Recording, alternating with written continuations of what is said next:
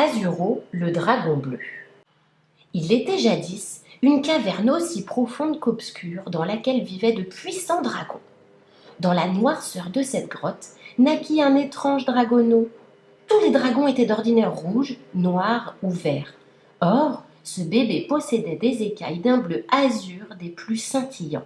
Ses parents décidèrent de l'appeler Azuro. À l'école, Azuro subissait chaque jour les moqueries des autres enfants dragons, si bien qu'il ne voulait plus y aller. Tout en le réconfortant, sa maman lui expliqua qu'il le fallait. En bon dragon, il devait apprendre les deux choses les plus importantes dans la vie d'un dragon. À voler. Il était primordial pour tout dragonneau d'apprendre à maîtriser ses ailes et à se diriger grâce à sa queue. Habituellement, cet apprentissage était très long, mais Azuro parvint à s'envoler dès son premier essai. Sa maîtresse était très fière de lui. Ensuite, il devait apprendre à cracher du feu. Malheureusement, des narines de la gueule d'Azuro ne sortaient que de l'eau. Les dragons anciens se réunirent et décidèrent qu'Azuro faisait l'objet d'une terrible malédiction. Aussi, ils lui ordonnèrent de quitter la caverne pour ne plus jamais y revenir. Après un dernier baiser à sa maman qui cachait difficilement ses larmes, Azuro déploya ses ailes et s'envola vers l'inconnu.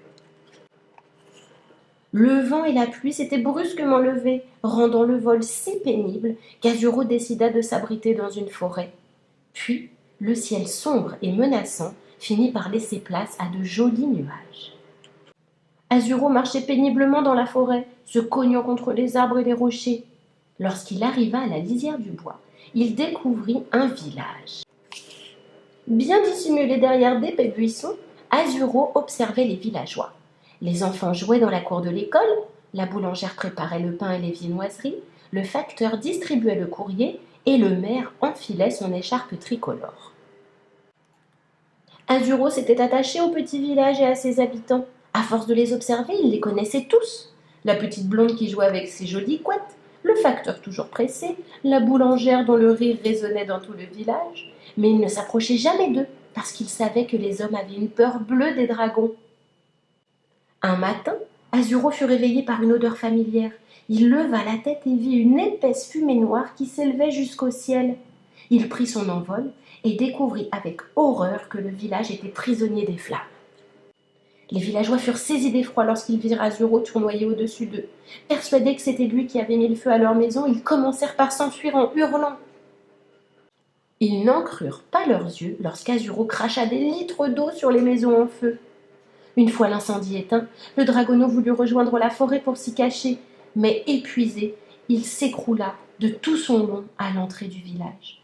Il était désormais à la merci des villageois qui avaient commencé à l'encercler. Pourtant, les villageois l'acclamèrent et l'aidèrent même à se relever. Ses forces retrouvées, Azuro aida à la reconstruction du village qui était presque entièrement détruit. Et quelle surprise! On lui bâtit même une maison, pas n'importe laquelle d'ailleurs. Une caserne de pompiers.